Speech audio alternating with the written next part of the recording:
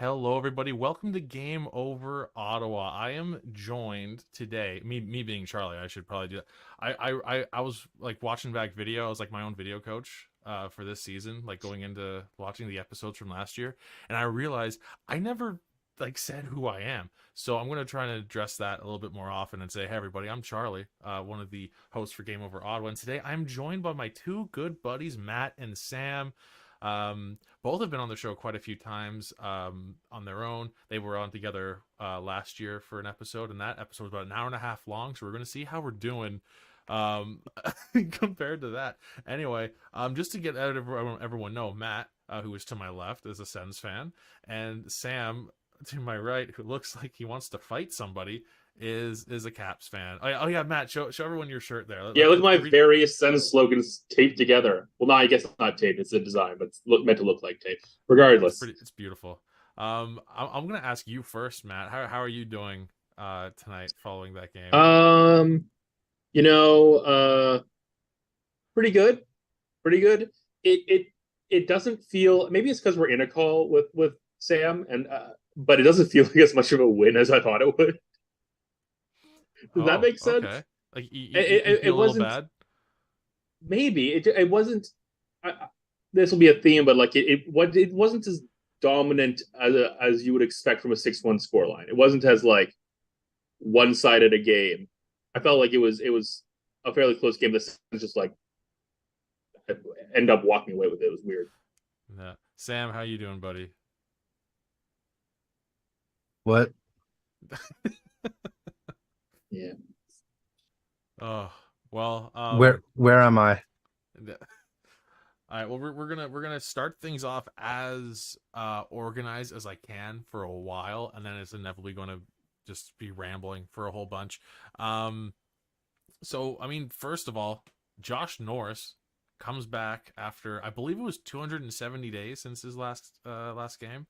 I don't even want to do the math since his last healthy game, because we know for a fact those 3 games he came back for last January, he was not healthy. Dude's shoulder was being held together by tape. He couldn't take faceoffs. So it's been about a year since he was healthy enough to, or since he played an NHL game at, pretty much Full full strength, health. yeah. Yeah. To come back, for a guy like him who missed all of preseason because of tweaking his shoulder, I can't believe how I feel like an idiot. I put out a piece on Inside the Rink today where I said, like, sluggish start for missing preseason or not, he will add to this team. No. Josh Norris has a 2-goal game, his first game back, and God, too long. Couldn't get the hat trick though. No, so I'll get into that later because I'm just saying. I will get into that later though, just from what we Knocking saw over your the sense of the end of stuff the game already. But, yeah, no, I'm really impressed. And like, Sam, I don't know if you even want to like chime in on this because you're like, I don't care, but like, It doesn't matter. It's just one game. It's just one game. Who cares? It's just one game. It was just great to see him play so well. Instant chemistry on his line with Batherson and Kubalik. So I think it's looking really, really, like really good for Norris. Obviously, I don't know how long he lasts on that third line with those 2 guys, or I don't know how long that line lasts as the third line with third line. Third line with Tarasenko, Greg, and Joseph being technically line 2. I think, I don't know. I'll have to look at the ice time to see if that's actually what happened, but yeah, just off the top got to talk about Josh Norris. And I don't know about you, Matt, but like for me, just even as a Sens fan who watched probably at least 90% of the games he was healthy for in 21-22 when he had that breakout season, I feel like I kind of, just because we barely got to see him last year, I kind of forgot how good he is. And I'm sure, Sam, you can relate to that too. If a player's injured for a long time, you're like, I knew he was good, but I'm kind of forgot. Well, I mean, the Caps were particularly injury prone last season. John Carlson was out for a very long time with something very similar to what happened to tonight, but I think we'll talk about that later. But I like to crap on Carlson for being defensively unavailable, let's say. But man, when he came back, our power play got a hell of a lot better. And if he could come back again tonight, I don't know where he was. He got an assist actually, so no, it was a goal, right? Yeah, Carlson scored a goal. Yeah, he got. Yeah, that was the only good thing about the Caps game tonight. You have so everyone watching, Sam has Ovechkin, Tom Wilson, and John Carlson on his fantasy team. So the one Caps goal tonight, he got 3 points off one goal. This guy. If it was on the power play, I would have been set. But again, our power play is not particularly much better. There was for Caps fans, we had this chant called "Fire Blaine Forsyth," and it was well deserved. But now that he's gone and Mitch Love is running our new power play, maybe it wasn't Blaine Forsyth. I definitely want to get into that in a little bit, but I will circle back, Matt. Just like be honest, because honestly, I kind of forgot. I was looking back at Josh Norris highlights today. I was like, his game is not exactly how I remember it. Like, have you kind of like, where are you at when you're like, when you picture Josh Norris on the ice, you're like, oh, I know exactly like how strong this guy is. I think what gets me in my mind is he's penciled in as like a 2C, like he's our like second line center. So I'm like, okay, he's a second line center. He gets 40 points or whatever. He's pretty good. He's prime Derek Brassard, not prime Derek Brassard. That's too harsh to Derek Brassard, but like, what I mean, like, and the Sens have a very long history dating back to the probably about 2010 of not really having a true number one center, much less two. So in my mind, yeah, he's just like, yeah, Josh Norris is pretty good, yeah. And then he's like, yeah, he's fine. He's an NHL player. Man puts pucks in net, so yeah. Like I think I'm with you. Like I forgot like really just how impactful he could be to a hockey game. The two goals he did score were both off of pretty great Batherson passes. So I wouldn't be shocked to see Russ show, but I didn't see it tonight. I didn't see any deficiencies. Because I was watching the Sportsnet video where it was like all of like every Josh Norris goal from the 21-22 season, and the main thing I forgot about him is, I mean, obviously he has a good shot because he put up in that season it was 35 goals in 66 games. I forgot how hard he crashes the net and just shovels in rebounds, and I was like, well, that's gonna be weird because that's kind of what Brady does a lot. So I don't know if they're gonna be fighting over that, but no, like it worked out really, really well. It's simultaneously, there's a lot of luck to it, but it's luck that you kind of create. You're rolling those dice, you're getting in front of it and just taking whatever trash shows up. I don't think he was really doing that much tonight, though. I think he was taking a lot of like really clean shots. Yeah. I wouldn't disagree with that, but I mean, like coming back from such a long absence, you could be trash, and I'd be like, yeah. He was hurt forever. Give him some time. I mean, that's fair. Yeah, but he doesn't look like he needs it. No, he looked up to speed. 2 easy goals, but that's still 2 goals. But yeah, like you said, you have to be there to score them.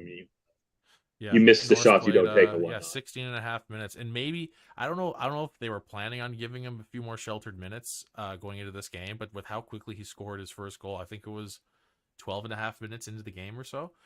You tear that down that tent real quick after that. You're just like, okay, exactly. Now you're on the ice as much as possible.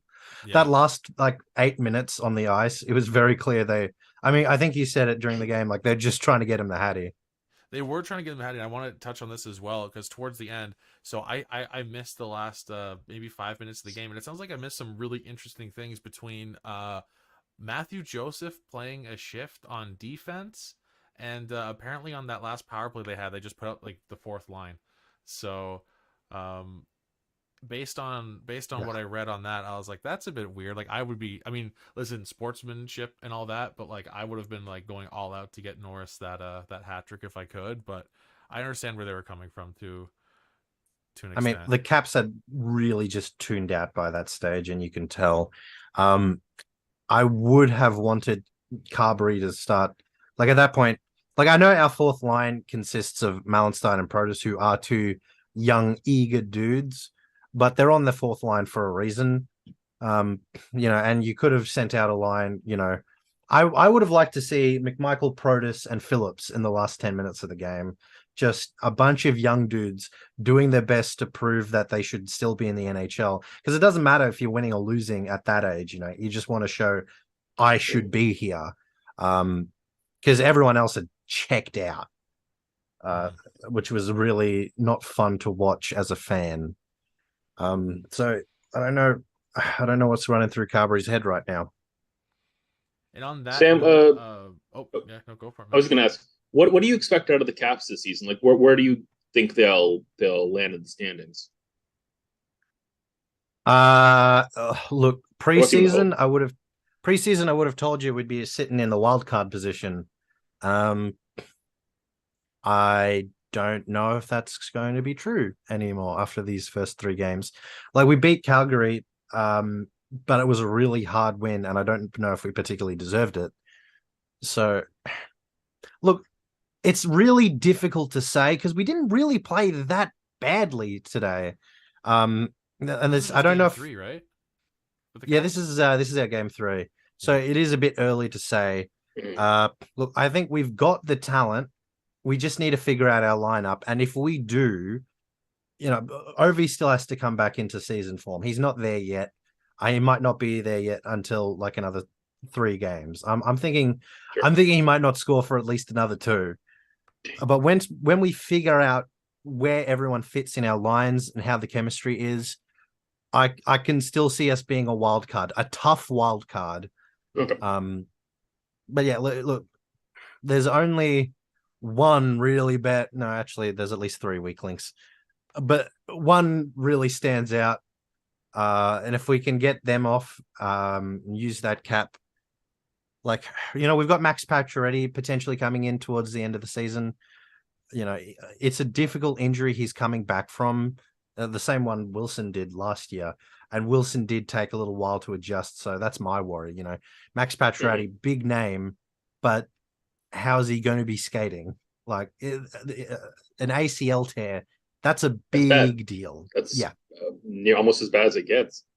It takes a like good time to come back. Just like he came back for a few games and then like tore it again, right? I know that happened to Wilson. Like, he had it twice in a row, but I don't know how many games Pacioretty played with the Hurricanes, but it wasn't many. Like, I think he came back and then re-aggravated basically the same injury, which sounds a lot like the Norris injury, but when you tear something like that, like, probably worse than what Norris was dealing with. So like, that's just brutal. And like, I have a tough time admitting this as a Sens fan, because he terrorized the Sens for years on the Habs. But like, what an underrated career for Pacioretty. Oh yeah, Pacioretty's been fingers crossed really so good. far. I want him to be back. I mean, ACL tear 34. I'm not going to count anyone out. But that's rough, right? It's tough. It's a tough one. I'm 27. I'm falling apart. Oh, dude, yeah. Pacioretty's like 38 or something. Like, I sleep funny and my back's all like. Oh, my calves don't work anymore. It's yeah, like these guys are unbelievable. I'm personally at the age where if I sleep on a certain side, I will drool. So that's where I'm at. And that'll put you on IR too. Yeah. The coach hates that. They don't like droolers. They really stuff up the team bus. But Max Pacioretty, if he comes back, the only chance we have with Max Pacioretty is for him to be playoff ready. I don't know if we're making the playoffs, especially not with this team in front of us right now. Like, our biggest problems, and I'll let you guys talk about the Senators in a little bit, but yeah, Kuzi is not where he needs to be. I thought he'd be more engaged. I was telling you guys this during game, but Kuzi's biggest problem is that he needs to play like a selfish. What swear words am I allowed to use? I think anything within reason. Hold back your Australian urges, but we'll say you can. Because I haven't sworn on any. I almost swore before, but I stopped myself. I've been trying really hard not to swear. But Kuzin is trying to be a playmaker. He's trying to be a team player. He's not a team player. Dude, I've dropped the F-bomb on the show And then far too often. Like, go ahead. well, he needs to play like the selfish fuck he is. Once he decides to get the point. That's my first swear. That's my first swear. Balloons come down upon me. Is that the first one even on Game Over? That's my first swear on Game Over. That's I picked one of the worst ones. Sixth episode, I think, between the two seasons. I think this. Wow, I'm impressed. I might just start dropping F-bombs. Well, once I know my mum watched the first one. As soon as I know she's not watching the second or the third, that's when I can start swearing. I was saying, you do have to now send $20 to SDPN. Put it in the swear jar. The SDPN swear jar. Yeah, the SDPN swear jar / PO box. Man, I'm sorry. I swear I'm listening to you guys. I am just desperately like scrolling, trying to find an update on Zub. I don't know if we're going to get it. I haven't seen anything. Well, should we talk about Zub then for context? Yeah, let's talk about Zub because Sam, your first instinct was after when that happened, you thought that looked a whole lot like scared. It looked a lot like something that happened to John Carlson last season, who missed a ton of time. Yeah, no, it was not good. He had a fractured skull and they had to sew his ear back on. Not to mention just an awful concussion. Like, it was a bad, scary injury. And when I saw it happen to Zub, I just like flashed back to that. And look, as much as I want the Senators to be in pain after this game, not that much pain.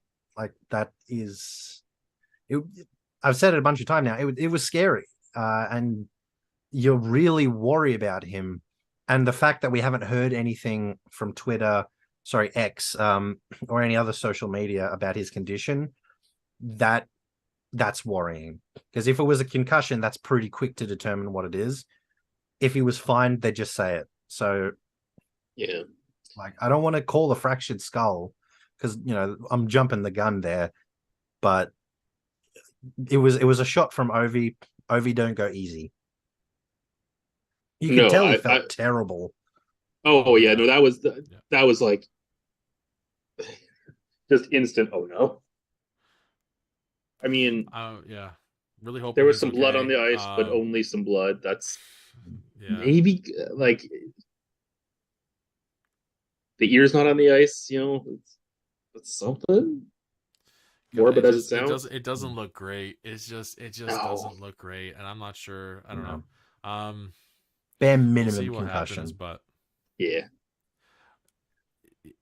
Obviously, thoughts and prayers to his fam. Like you said, Sam. It sounds so weird to say, but like when potentially best case scenario is a concussion, that's usually not a great. That's not a great place to be in. So I hope he's okay. I hope he's doing all right. And hopefully, when you see something like that, you always just hope it's an injury that only affects his career, which sounds weird to say, but like I genuinely hope it isn't anything like serious to the point of like, it could affect his day-to-day life. Oh God. Yeah. Charlie, you're being asked to bump your mic up a little bit. Yeah, I think I got that a little bit here. Sam, can I double check with you because I said this on the show earlier and I may have been saying absolute nonsense. I said on a show with Mod earlier that Nicholas Backstrom's injury was so bad that for quite a while he couldn't because it was his back, right? He couldn't like tie his own shoes because of how rough that injury was. Yeah. Okay. Yeah, no, he literally could not tie his own shoes. It was a bad injury. Sure I was right about that. I mentioned that on a show a little while ago, and I was like, I forget if that's the actual case. I think that's what I heard. Anyway, wanted to double check that with you on the subject of really brutal injuries that can affect you outside of your profession. So, yeah, we're still waiting on an update from Zub. If we see anything through the show, that's an update. Obviously, we'll talk about it then. But SDPN in the chat saying Sam with elite drawing. Do you want to take us through your whiteboard there, Sam? For those who have not seen Sam on the show before, this is his thing. He has his whiteboard, and it's really great. Usually there's some notes on there, but I think he was upset. Look, we only had one goal for the Caps, and there was 6 goals for the Senators. Normally, I like to put the name of the person who scored it, and then the primary and the secondary assist. But if you think I'm going to write down 6 Senators plus everyone who got the assist, go F yourself. Well, Josh Norris How got 2. dare Timmy you. got 3 assists. That's just efficiency. You're cutting them out that way. There's probably No, only I like just have to write their name over and over and over. the Sens. again. Probably only like worse. half the Sens lineup got a point tonight. Yeah, was one it of them wasn't to even that Chuck many. because he's on my fantasy team, and if That's he a was good the question, only actually. dude not to get a point tonight, that's messed up. I Like did that's pick at up that Norris point, that's mid-game in one of my personal. leagues. Kachuk did not have a point tonight. He had 5 shots. Oh boy, thank you, Brady, to Chuck. Bastard. I also just want to point out, Grant in the chat says Sam is awesome with 3 exclamation points. Sorry, Matt. Thank you, but it doesn't make me And feel me. any better. Yeah. Sam is does awesome, a but his little favorite bit. hockey team isn't. But his favorite hockey team has a cup, and he's going to hold that again. He's gonna. That's true. And you can flaunt that over us. Just forever, put the Chris dude. Phillips own goal on loop. I don't know there if you it can is. see it. It's A little the tip bit. of the cup. Just the A little tip of the bit. cup. Yeah. There's the tip. Just the tip. I'm surprised you didn't add a booger on the Senator like last time. Oh shit! Hang on. No, I can't stand up. I'm not wearing pants. Oh, okay. That'll do it. It's very hot today, and if you couldn't, Quite tell from frankly, his you're lucky accent- you got the shirt. Yeah. I considered taking the shirt off just because of how unhappy I am to be a Capitals fan right now. But you guys don't Is that your deserve move when you're upset? Just rip off the clothes and just Tops live off. naturally. Yeah. Mm. Well, because Just rip it in I half. stress sweat a lot, so I just like slide around my apartment like a greased up manatee. The manatee of penance. I have a Caps question to ask, but we should talk about the Sens just for a little bit before we go back to the Caps, because I have an actual Caps question for Sam. So in the meantime, couple more Sens related things. Tarasenko scores again, looking good so far this season. Yeah. Good signing right there. Nice little move there. Yeah, way open. Yeah, Tarasenko looks good. I don't know. I think we're at the point now where we can safely say that the Sens are contenders. Okay. Well, okay. Plan the parade. Yeah, they look good. They really look. I think we can safely say the Sens are going to fight very strongly for a wild card spot. At least they should. I mean, if they're doing this Pinto's been out. Zub being hurt for an extended period of time could be fatal's a strong word, but definitely really rough for the D. Yeah. So I don't know who you okay. You know what underrated part of all this that is scaring me with Zub out? Who do you think they're gonna put with Sanderson? Who is the other right-handed defenseman? It's Hamonic. We're gonna have to deal with Sanderson Hamonic again, and it's going to kill me. And so, God, I'm all I can think about is Zub. I'm just desperate for an update. So I'm gonna try and get off of that because there's just no point speculating on anything until we hear. I will say, who do you expect them to call up then, given the cap crunch and? That's the thing. They don't even have 7D on the roster. They can't even fit 7D on the roster. So there isn't even anyone to like just slide in and say, who do you call up? I guess JB. Who's on a rookie deal? Like Jacob Bernard Docker, you could call they up. They got Lassie Thompson back from Anaheim. Well, it's worth considering Zub going, on the LTIR. And then, so I mean, how much is his contract right now? 4 and change, about 4.5, I think. Okay. So it definitely gives you some flexibility. So if Zub is out for if they kind of hear that it's a really bad injury, then all of a sudden you can sign Pinto, I guess. But I don't want that to be the reason they are able to bring Pinto back in. That's not a nice ending to that. It's just brutal. Norris is back for the first time in months. And Zub has what looks like just it's a really scary injury, regardless of what the end result is and what it is. It's a terrifying injury to see happen, let alone I can't imagine what he's doing, how he's doing right now. So, Norris is finally back, and then this is what happens. It's brutal. It's absolutely brutal. Norris did have a very strong game, though. I'm trying to divert you away from Hold on, Zub just for your own mental health. People are revving engines out here, and Oh, dope. I just can't be having that at 10 Make p.m. make your own friggin' car Wednesday noise and night. see how they say. See how they react to They're that. shouting and revving engines. Fairhaven's nuts. Yeah. So yeah, I think Give us your Ferrari impression. yeah. Anyway, I will. I don't know where to go with it, so I'm just going to ask you the Caps question, Sam. I know you said that you had higher expectations than how the Caps are playing, but I still think it's worth having you talk about how excited you are about the coaching change. Look, Peter Laviolette was not good in the locker room. Like he'd clearly lost his players. The rumors of Kuzi wanting to be traded were coming out a lot. I recently just did a Russian interview podcast where he just flat out just said, like, yeah, no, we didn't want Laviolette. Like we went to our owner Ted Leonis and just said, why did you hire this guy? Like, he does not suit us. His style is very defensive heavy. And when I heard about Stephen Carberry coming in, I was real excited about it. You know, he hasn't head coached in the NHL before, but at every level he's coached at, he's excelled. You know, he's got, like, I'm not going to say he's going to win the Jack Adams this year, but he won best coach with Hershey Bears. He won best coach with the South Carolina Stingrays or Rays. I'm not too familiar with our CHL team. But he's also just been around a lot of capital players. You know, I mean, he coached Conor McMichael. He coached a bunch of people. And obviously we got rid of Blaine Forsythe and brought in Mitch Price, who has been another very, very strong coach and also familiar with a lot of our players. He's one of the reasons why Matthew Phillips decided to sign with us rather than Calgary. Like, the dude personally, like, rang him up on the telephone and said, hey, look, mate, come down here. We'll play you. You know, you'll get an actual shot at the NHL. And when you've been doing as well in the AHL as he has, he's got nothing left to prove there. He needs an NHL contract, and I'm really excited that he has.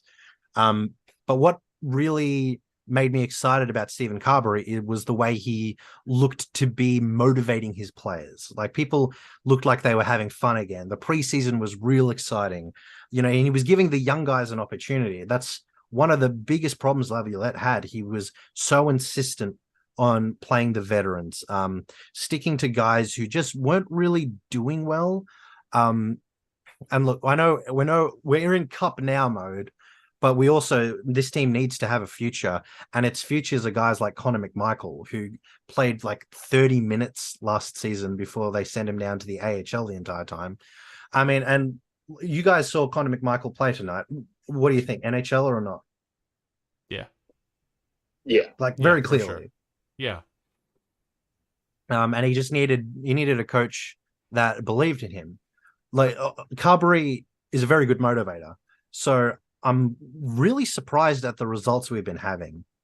I kind of think he's relying on motivation a little bit too much. He might need to pull that back, use a little bit more brains. I'm not calling him an idiot or anything, but for the first two games, we had Ovechkin, Backstrom, Oshie as our top line. And, you know, they're all closer to 40 than that Stephen Carey movie, The Number 3. That doesn't exist. There's a movie called The Number 3. I can't remember who's in it. They are closer to 40 than 3. I can confirm that. You stumbled, but keep going. I said something really dumb, but they're like 36, 37, 38. They're around that age. Right. They're too old, especially when none of them are really particularly that fast. The NHL is a very fast game these days, and they need some speed. So even today, the top line was Ovi, Strome, and Wilson. I really like Strome. I think he's a top line forward, especially, but he has been having some real great chemistry with guys like Sonny Milano and Matthew Phillips. And I don't think you should be busting up that line. I think you should be raising them up, if anything. Like, maybe that third line is actually a second. And if Wilson's my favorite player, even if he got a little bit over aggressive than he should in this game. Never done that I've before. never done that before. Yeah, so really unlike him. But I think he could be very effective on the third line, especially with I love Connor McMichael and Wilson together. I think they should stay together. I just think something needs to be done about Kuzi. Kuzi's the weak link there. Look, it's hard because we're kind of, we like to think we're center heavy. We were at Nick Dowd today, which is a real big deal. Our fourth line is normally one of our best, and that's clearly because of Dowd's leadership on it. Instead, he was replaced by Anthony Mantha, who I'm just going to flat out say it, he's not going to be in the NHL next year. He's the amount of money he expects is nowhere near his production. Every time I see him, I get mad because it's like, oh, you're that guy who's stealing money from our team. I don't know how much we're allowed to bash on players, but I have nothing nice to say about Anthony Mantha. Dude, SDPN he's invisible as his stick is. Like, I don't want to say too much that kind of helps push it over the edge. But listen, who the fuck am I in the grand scheme of SDPN? They've been very vocal about the fact that they keep trying to get credentials for NHL events, and every single time they're basically either not, like, they just told to fuck off, like, not respond, like, I don't think they've ever gotten a response from the NHL, or they have, it's been a couple of times, like, constantly trying to get credentials. So at this point, like, what can we possibly do to make the NHL not like my bosses any more? Like, I think you're fine to talk shit about whoever you want. The things that the guys say on the SDP, like, just and rightfully so, like, really criticizing Bettman and just the way the league is set up. Like, there's nothing you could say to even be put on the map compared to what they've done. So may I have a go? Please, yeah. I'm gonna say this directly into Cantha, into my camera. Anthony Mantha, shift a little over to your side a little bit more, to your little cut off. Yeah, there you go. You're dead center. Okay. Beauty, right here. Anthony Mantha, do the right and honorable thing. Go to Ted Leonis and have your contract terminated. Get out of the league. Get off my team. Become a florist. The nature will do you good. But fuck you. All right. How much trouble am I getting? This is bringing me back to 2013, where my family was on a trip in Western Canada. We were in RV and we were driving through Kamloops, which has nothing but the WHL hockey rink in it. And Matt and I have a friend I love the named Kamloops Justin. Blazers. Yeah, and Matt and I have a friend named Dustin, and he was doing me a solid because I couldn't watch the NHL draft while I was in the RV, and so Justin was sending me text updates through that whole first round, and I so desperately wanted Ottawa to draft Anthony Mantha because he scored 50 goals in the Quebec League, and that's the year that Ottawa drafted Curtis Lazar. So that didn't work out great, but like I think Curtis Lazar is still seen as a serviceable player. What I will say is I've never seen Anthony Mantha eat a burger, much less off the ice. Honestly, dude, that's the thing. Drafting, like, no matter how you look at Curtis Lazar as a first round pick, like, he could have played half as many games and scored even fewer points than he did with the Sens. That pick is completely worth it just for that moment of him picking up the burger off the ice and eating it. Like, nothing could ever match that. No stat I think match that. I mean, that's better than Phil Kessel with the cup, A hamburger beats a hot dog any day.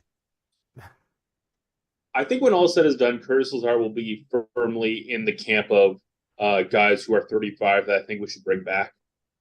Yeah. Kasper Dogovan is tearing it up in, I can't remember the league. Big Tom Pyathead, Christina Domenico. I think there are a lot of guys that are 35 to 38 that should play for the Senators for free. And I think it would be a great service to your country. and a great Right. service to your best friend, me. If you could do that for me. But yeah, no, I mean, I don't have a point, but that was a great season and a great hamburger. We should get more of those. No, what do you guys think about hey folks, if you're watching and if you have any comments on tonight's game or just general questions, Sens or Caps related, throw them in the chat. Obviously, we'll fill the airtime until we get a few questions, but like I think now's a good time as any to just get some chat interaction a little bit here and see if people have any questions, or even if it's not a question, if you have an opinion on the Sens or the Caps, it gives us something to talk about, and I think that's better than whatever circles we're going to be going around. And can I start? Yeah, because I have a Sens opinion. I kind of said this jokingly before, but I really do mean it. I do think the Sens got very lucky tonight. Yeah, they had a lot of bounces really go their way. So, including that offside call, which was clearly offside. Tkachuk's an offside man. He was born on the wrong side of the track. I did say this during the game. We were watching the game together. I did mention how the only thing I don't like about Tkachuk's game is for some reason, dude is offside all the time. He gets called. He's an eager beaver. He's too excited. He's too excited. He's like, I want to get there. I want to go to the net, and then he gets called. He's like a little puck goblin. Yeah, but I will. It's not like you needed it. Quite. I will say. Okay, so this is off natural stat trick. Shout out natural stat trick. High danger chances. Washington had 69.2% of the high danger chances in this game. Nice. Really? Nice. Scoring chances, Washington had 53%. And also Washington had 58.8% of expected goals. So, can we say that Sens? Yeah, I think it's fair to say that Forsberg had a fantastic game for the Sens, and everything the Sens tried worked. It was just one of those games. I will say that I felt like the Sens were the better team, but not by any means 6-1 better. But we were talking, and it felt like the Caps couldn't create any like offensive zone pressure at any point. A lot of what they got was off of rushes, and they got some chances and some pucks bouncing around the crease that they couldn't bury. But yeah, the Sens just, I don't know, roofed it a bunch of times. I feel like if you recreated it, if you played this exact same game again tomorrow, the score might have been 3-4. You know, I was going to say exactly that. I thought there was a couple of soft calls, but the more I go on about it, the more of a dipshit I look like. Who just? I mean, I don't think you're wrong though. I mean, I think that first slash was like very light. And I think the Caps got maybe like 5 penalties to the Ottawa's 1 or something like that, and the instigator on that fight, which was weird, even though Caps like dropped the gloves way earlier. Yeah. So power plays were 5-2 for the Sens. Yeah. I don't know if there were that many penalties. One of those 5 was Sandin just saying "fuck it" and just tossing the fuck out of there in the zone. That was funny. But here's a couple questions from the chat. First one is for you, Sam. This is from Adam, longtime viewer, Adam Firebear. How many goals for Obi this year? 93. But they're all going to be the last 20 games. Okay. He's not going to score Matt, until you then. have a guess? No. 5? Nice. No, I have a second hand. Honest answer. I don't see your second hand. Oh, okay. So. Yeah. I'll let you go first, Matt. 7 goals this entire season. I think Obi is gonna do a late career or switch to goaltending. I think it's where it's been his calling, and I think it's about time he gave it a shot. You were saying that the Caps have tons of injuries in net. Ovechkin's tall man. Still a lot of the net. He's pretty calm. Known for his defense. Honest answer from me though: 7 goals, exclusively 7 empty net goals. He's going to get 18 power play goals, and then he's going to get 26 regular minutes goals. So that's it's a cold shot. 33, 51. Did I do that right? No, I don't do math. Did you say 7, like a 18, scientist? 20? Yeah. Okay. Let's go with that. Yeah. Why not? And then that only put him like 20 something goals away from Gretzky for next season. I like it. I like it. He's starting Yeah. slow, but he always does. Like, Do you think Gretzky comes back? Gretzky, why not? definitely. Yeah. In the Yeah, KHL. Yeah, there. So in soccer, a thing that Pele is sort of known as the all-time leading goal scorer. And I forget if it was. I think it was Ronaldo. Maybe it was Messi. It doesn't matter. Like got close to the record and then passed the record, and then Pele started digging up like exhibition match goals. Be like, no, I'm still number one. Actually, do you think Gretzky's going to do that? He's going to pull out like back when I was in the CHL, it was actually a pro league. I kind of think when you already have stats like Gretzky, anything more that you add to it makes you look worse, you know? You would think so, but like some people are petty. I'm just gonna say. I do want to point out. So Matt did send me this tweet, and I was going to bring it up. You also sent it to me. So Bruce Garriock tweeted 18 minutes ago. There was an update on Artem Zub with no follow up. So, still keeping. What does that mean? I don't know. Is that actually an update then? I don't know. James in the chat says Sens deep S tier team. Agreed. Sens are clearly an S tier team. I don't think they're a wild card team this year. I think they're just going to make the playoffs. Just honestly, Sens make the playoffs, and that's they could get swept, and I'm like, that's fine. Well, who's ahead of them in the Atlantic? It's a first round exit, but they're getting there. The problem with the Atlantic is like I think the Leafs are basically where they were last year as far as like competitive. Yeah, that's what the Leafs do. Yes, the Leafs are there. The Leafs are going to win the division, I would say, pretty easily. But then the thing is that Boston, Tampa should both take a step back. The Sens, the Sabres should both be better. The Red Wings should be. I don't think the Red Wings and the Habs are the only teams I'm not convinced can easily get a playoff spot, if that makes sense. What do you think of the Panthers then?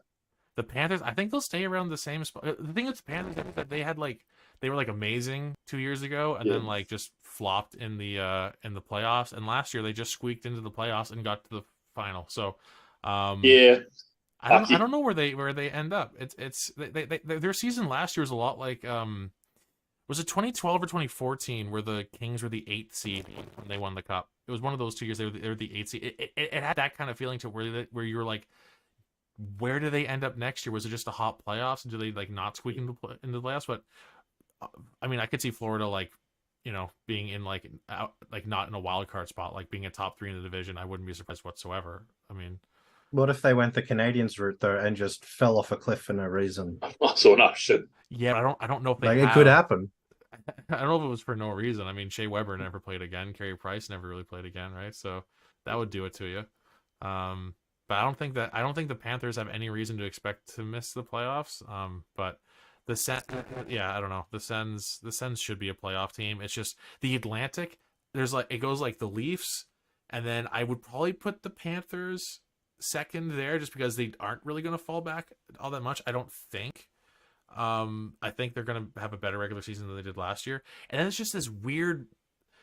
Boston should be good, but they lost so much. Tampa's getting older, should be getting worse. Buffalo and Ottawa should be getting. It's just this weird jumbled mess of like, take those 4 teams and put them in any order, and I don't know if anyone would be that surprised by any of the results. I mean, all 4 teams could be separated by like 5 points, and I don't think anyone would be that surprised. Like, it's such a weird division.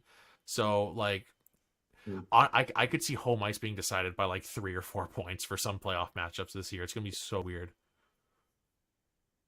It's not as complicated as the Metro for sure. That is a stacked conference. Don't like that at all. I don't know.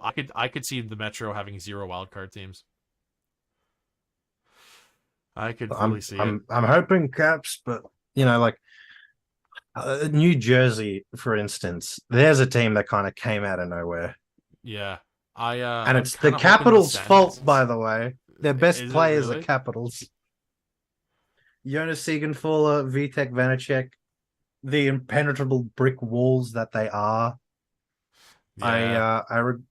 One of the Caps' biggest problem right now is not having Jonas Siegenthaler on the team. let's go back to the chat here. Double dipping on Adam questions. Can we call this game a statement game? I don't know if we can. I mean, 6-1 is a great win, but like we said, the Sens got outchanced. They just didn't get outscored. Strong. Yeah, Ottawa scored 6 goals in like 24 shots. Yeah, I don't think we can call this a statement game. I think we can call it an excellent vibes game for Sens fans. Vibes are phenomenal.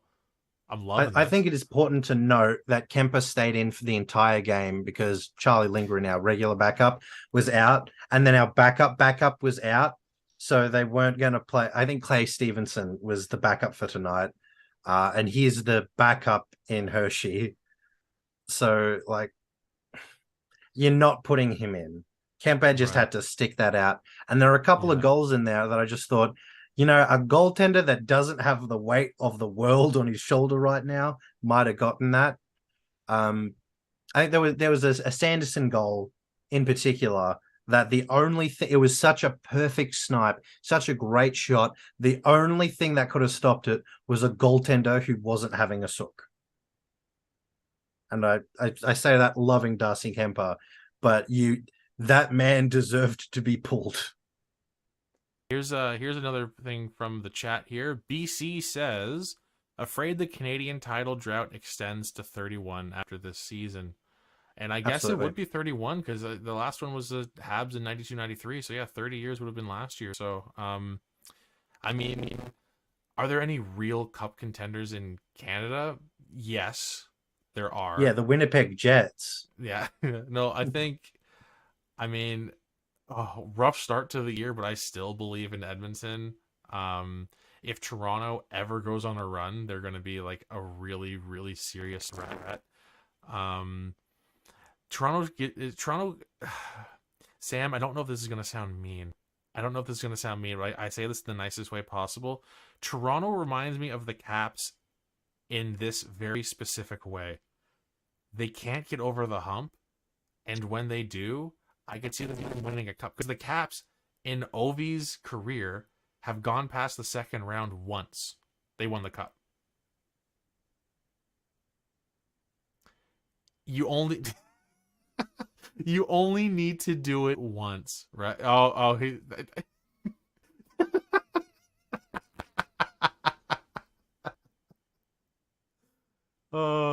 I love you, Sam.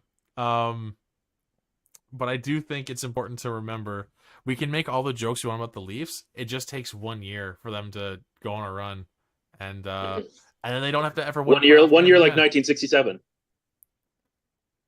I don't think the Leafs are going to win a playoffs until they return the cursed Pirate goal they stole. And they should have. As soon as they give that back, playoffs. Oh, Sam, you're hanging off the side a little bit. Swing closer to the verses for me if you can. There you go. There's that face. There we go. Did you get much of my legs on camera? Oh, they look great.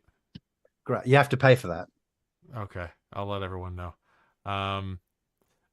From BC, I was a toddler in 93. I guess referencing the Habs when I was -3 years. We were all -3 years old in 93. Yeah, we're 96 babies. We're all 96 babies.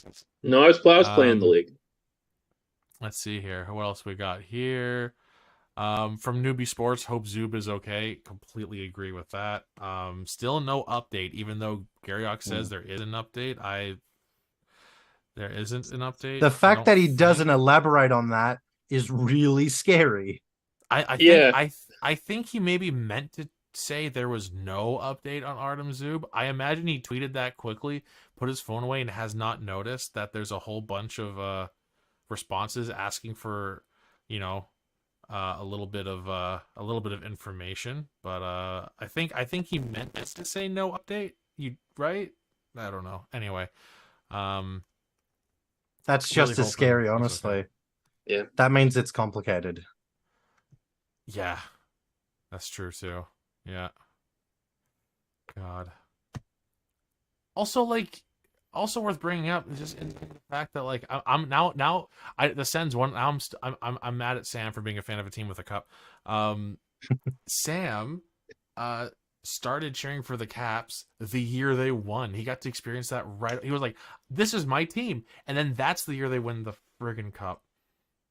Yeah, I mean that's a big reason why I'm such a diehard Capitals fan. Seeing Ovi lift the cup, it unlocked something in my brain and my heart that just like, oh, I'm super glued into this now. I will never not be a Caps fan. And I did it specifically just because they drafted Nathan Walker, who got a really fun assist. No, I think it was a goal. I can't remember if it was assist or goal during the playoffs. His name's not on the cup, which is fucking bullshit.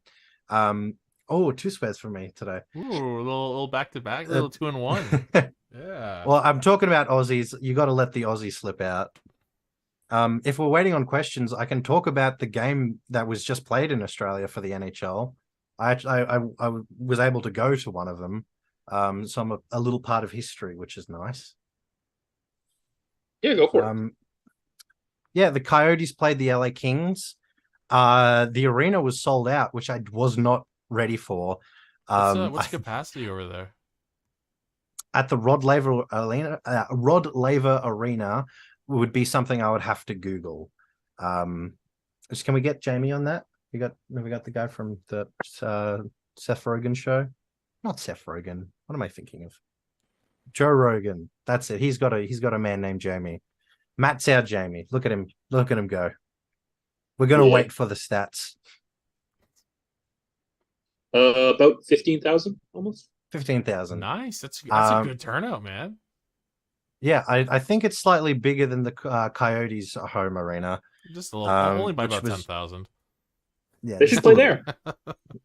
Honestly, I went there and I was a little bit upset because everyone was cheering for the Coyotes, and I'm looking around being like, guys, don't you know their shit?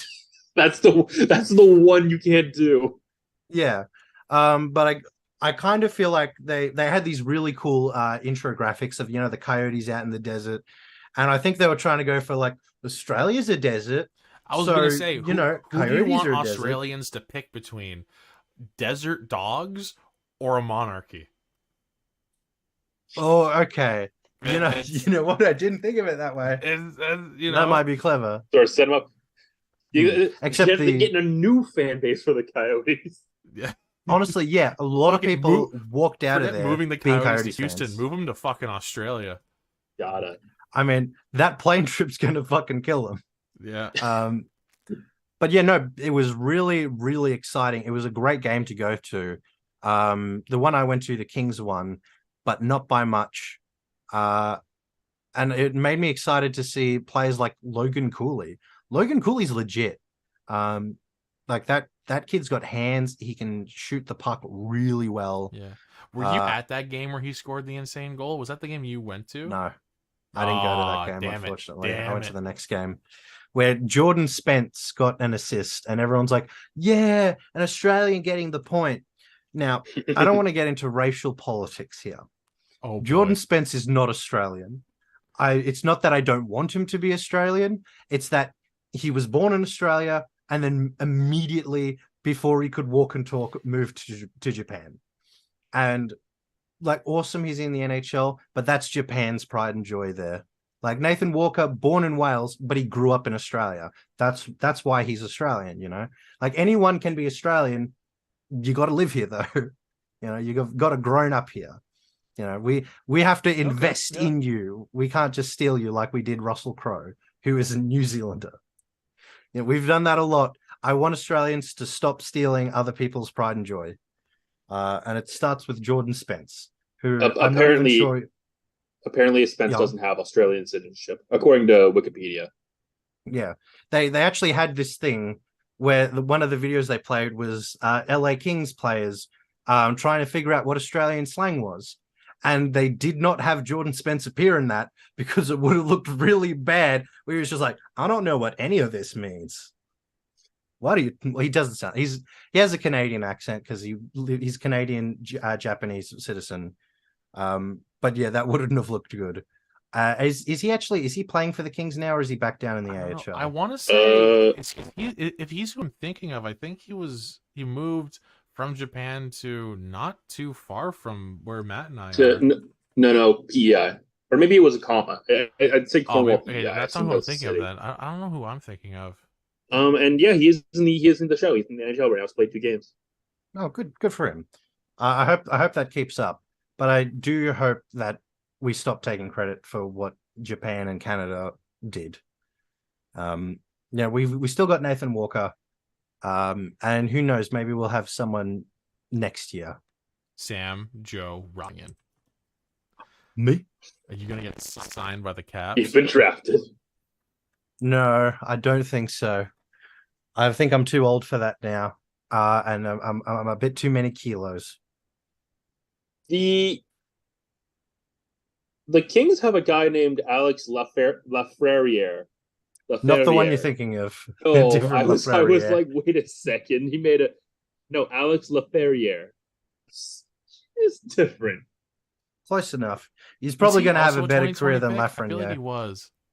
No, he definitely was. I remember that being a weird thing that happened. They also have Andreas England. Yes, third rounder in 2020.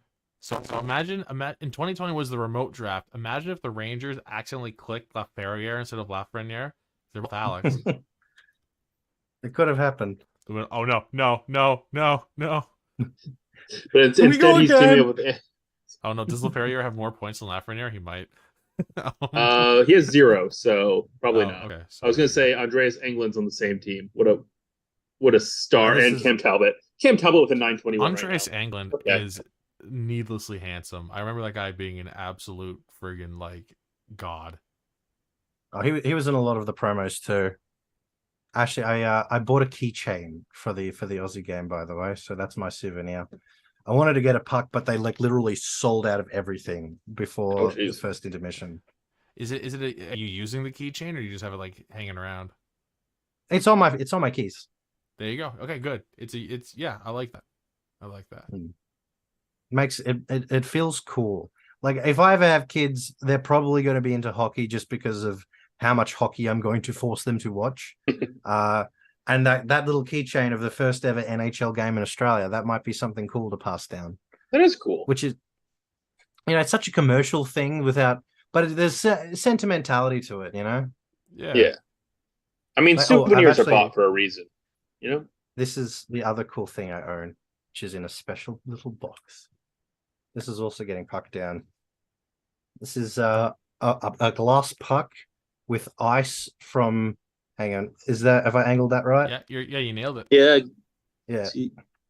Game used ice from the 2018 Stanley Cup playoffs. Oh, which was a Christmas gift. I didn't know that was a thing people could do. Well, don't go and tell me it's not real now. Well, I'm not going to say that. I just never heard of that. The reason for that is because the Sens have never sold anything like that because they also have never ended well. So, fair enough. The second the Sens do something like that, I'm all over it for sure. I mean, it sounds cool. I just never heard of it. 2007 Eastern Conference champions. Oh, now I don't know if you want to drink that water. I think on my deathbed I'm going to drink the ice from the Stanley Cup. No, that sounds that's a move. Consume history. Actually, I'll just do a little sip, and then all of my descendants will just have a sip of it. Yeah. You think it'll send you back in time to that year? I would hope so. I have to sip it while a lightning bolt hits me. Yeah, and then I'll shoot back. Can you set that up? Like, what's the? I don't know. If you can make. What do you mean? I'll just set that up. I'll just go out during a thunderstorm with a golf club. I'll be like, I'll set it in a way that it's over my mouth. I'm risking making myself look like an idiot. I love it when you do that. Precipitation in Australia. Is there much of it? We have it. Yeah. That's like a scientific concept. More of a coastal thing, I'm assuming. Yeah, no. Even at the middle's like all desert. Well, I was going to bring that up before. It's kind of strange that they're like, oh, Australia's a desert, Coyote's a desert. And then they go in Melbourne, which is a swamp. It is very moist and damp here. It is like the desert is in the middle and we live around in all the grassy bits around it. So the whole Australia is a desert thing is a bit of a misnomer. I mean, unless you're like living like in the Nullarbor. But there's a reason most people don't live in the uninhabitable parts of this country. The key word being uninhabitable. I believe it. I believe it. I'll do one last call to the chat. Throw us any questions, comments, whatever you have to say. Tell us how much you love Sam, because I love having him on the show, and the show with the three of us is always a blast because I want to hear Matt compliments. Yeah, let's get some Matt compliments too. So and it's always, and for some reason it's just great because I mean, not necessarily for a Caps fan, but whenever it's the three of us on the show, the vibes are great as far as the Sens go. The Sens are 3-1 on the season. Last year, when the three of us were on a show together, it was Jacob Chikrin's first home game, and the Sens were very much in the wild card race. So like, just in general, Blue the Jackets, three of us right? are on a show. It's good. It's good vibes for the Sens. That's just the way it is. They tend to do well, so maybe I need to stop doing these when the Caps are playing. Yeah.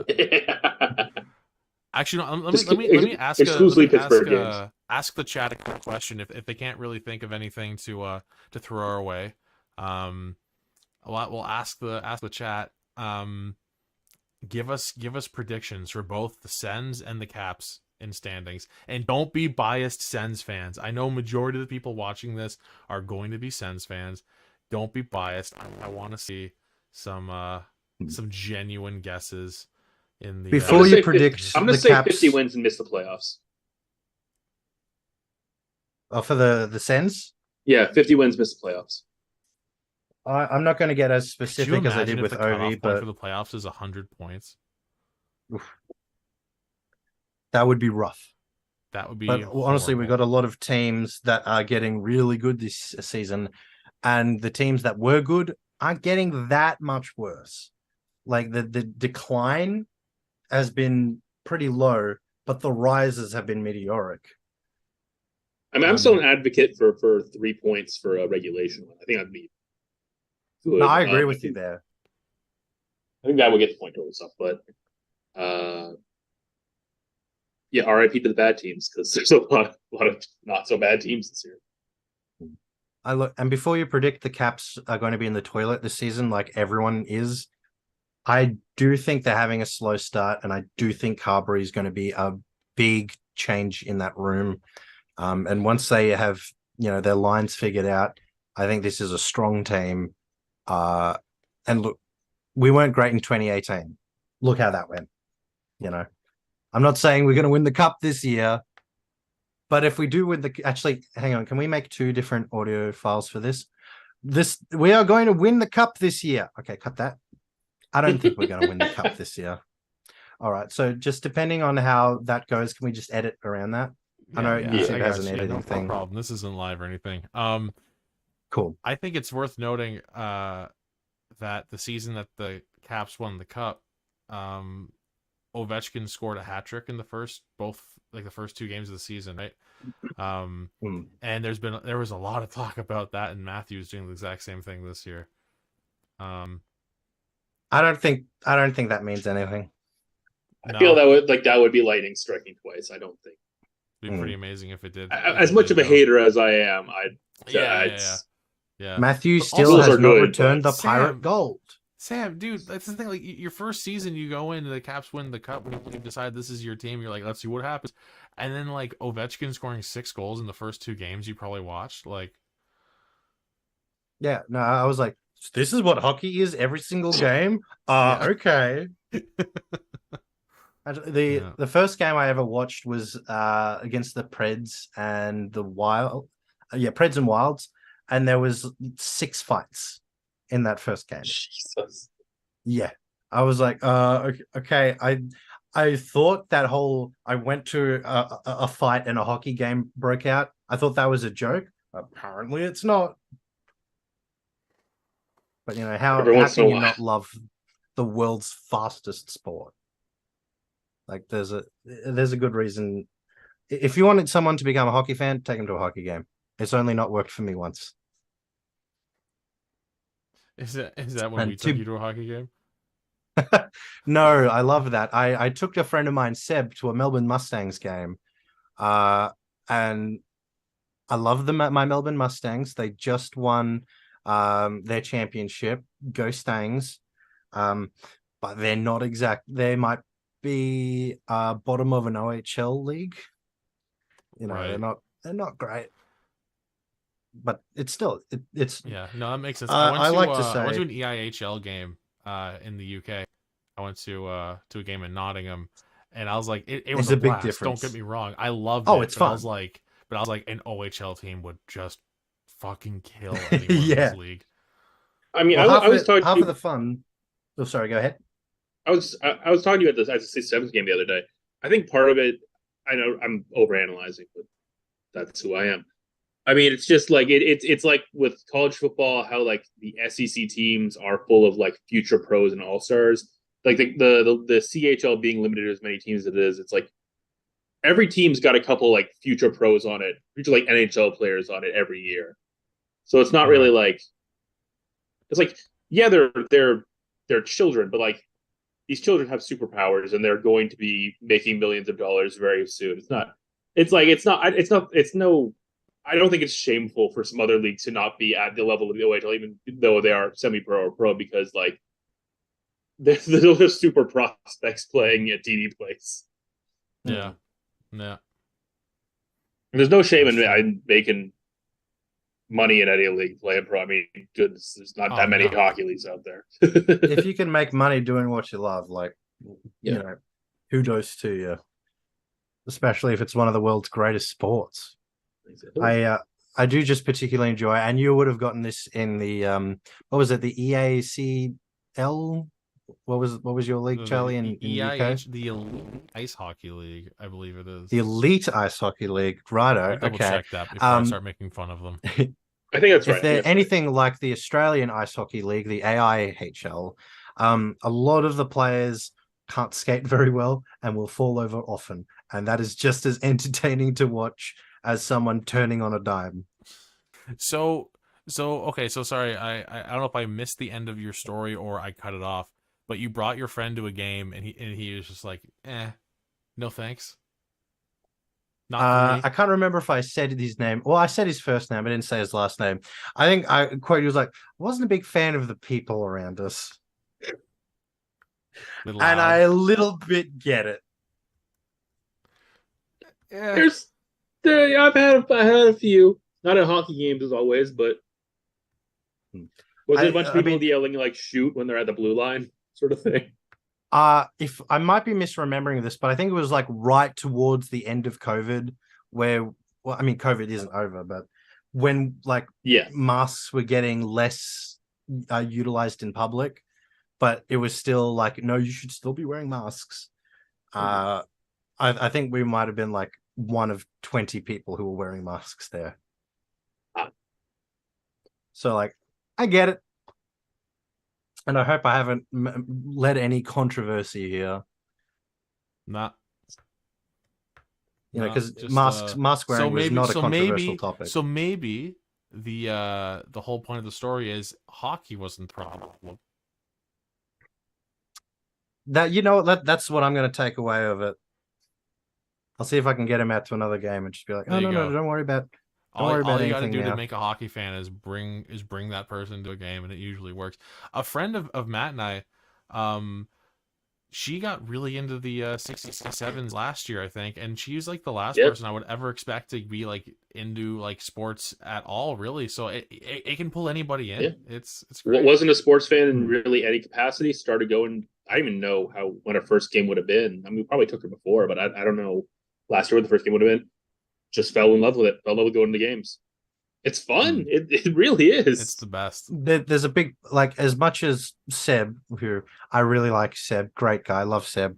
As much as he doesn't like the people there, the people at a hockey game are kind of what makes it, you know? There is an energy that's unlike anything else. Like I took my girlfriend to the Kings Coyotes game, and you know, she already liked hockey.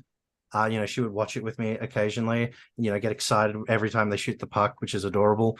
But like after the Kings Coyotes game, she was like, that's another level. Hockey is awesome. Yeah, being there, just the energy, like you said. It was like a concert, according to her. Yeah, man. Like we were talking about this before, Matt, before you joined the call we were in. But we were talking about like the next time Sam's able to make a trip out to Ottawa, he's going to bring her, and we're going to take her to an NHL game here as well, and That'd be just like amazing. it's going to be a blast, man. Not for a while because I think you're probably still recovering from the flight from a year ago, but because man. dude, Australia to especially like eastern side of Canada is no joke. So give you some time to first of all save up a bit of money before you do that, and second of all, He's definitely not cheap. yeah, I don't want you to have to deal with that again. But yeah, I think with that, I mean we're 71 minutes in. I think we should probably start wrapping it up here. I mean, do we have any more questions, comments, anywhere to drag this out longer?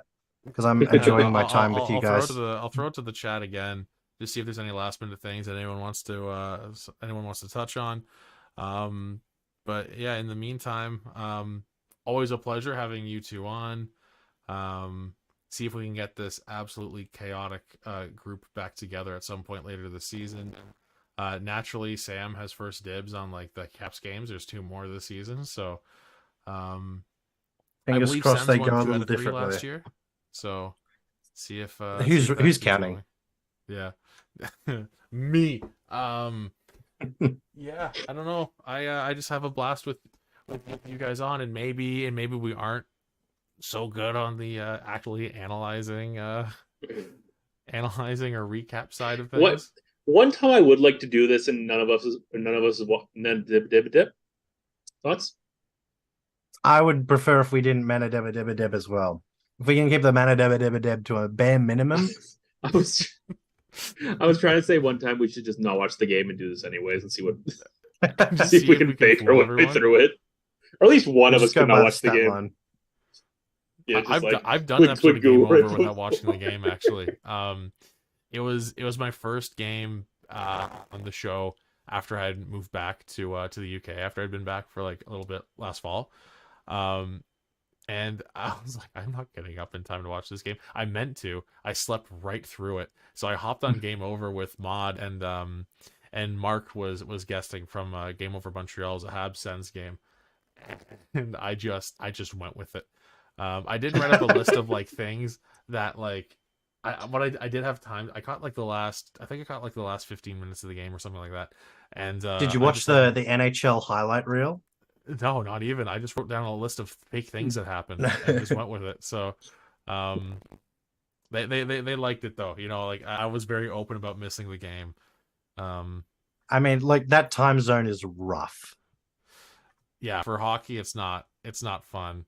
Like I know you're being in Australia, it means that watching games is not easy, but at least you have the 10 a.m. starts rather than the midnight night. Yeah, the time zone isn't terrible. NHL TV, on the other hand, is terrible. It's finally back. Yeah. It's terrible. Look, you have to cast it from your phone or use a website, which I used the website today to watch. But when I tried to stream the Calgary game and cast it to my TV, it had closed captions, like little white text in a black box down the bottom of the screen with no option to turn it off. And apparently that's been an issue for a really long time, according to online. So anytime anyone skated with the puck near the bottom, it was just like, well, guess I don't know what's happening right now. And then today, I tried to watch the away stream, and it played the first 1:09 of the game and then stopped. It decided it was a clip and not a live stream. And then when I tried to change back by the third intermission, there was no more option for an away stream. So that's the standard of NHL TV right now. It is not worth it. But I already paid for the year, so I'm stuck with it. Maybe it'll get better.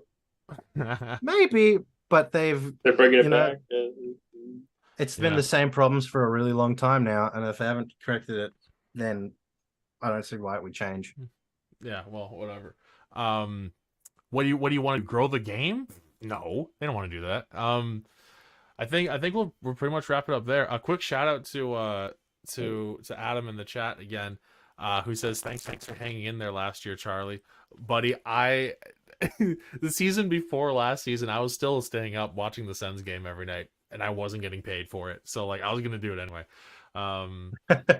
So it just worked out really, really well.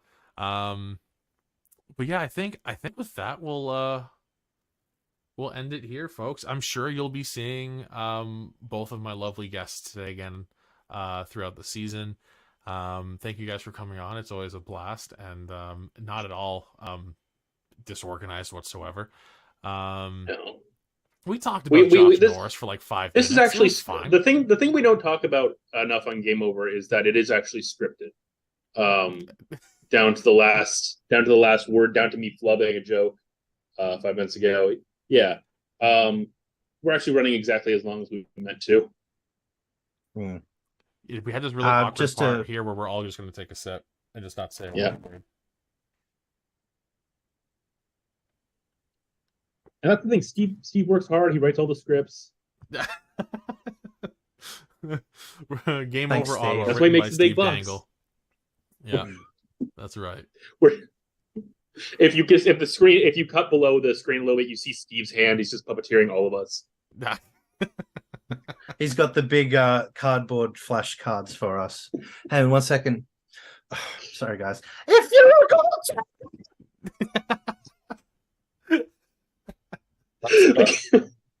the camera pulls back and we're all in the same room. We're all facing each other in we're all facing corners. each other. We're all in SDPN studios, but like we have our custom. We had to order in wall, Sam's whiteboard. Steve's actually behind it. Hang on, if I could you imagine how? Sorry, the thing doesn't go low enough.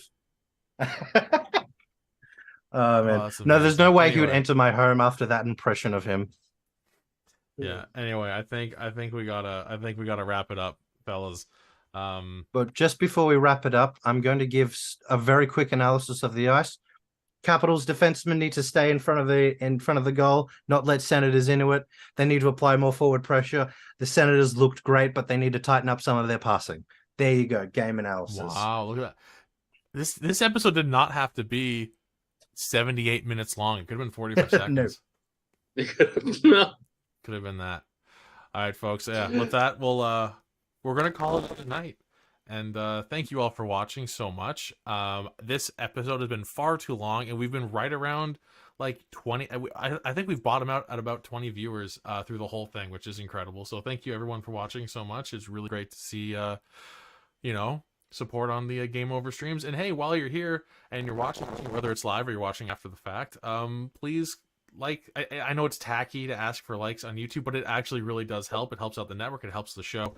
And it would mean a whole lot. And if you have any friends who are hockey fans and don't know about the show, let them know about it, because we like to talk about hockey sometimes, and sometimes we also just like to talk about stuff that's going on in Australia.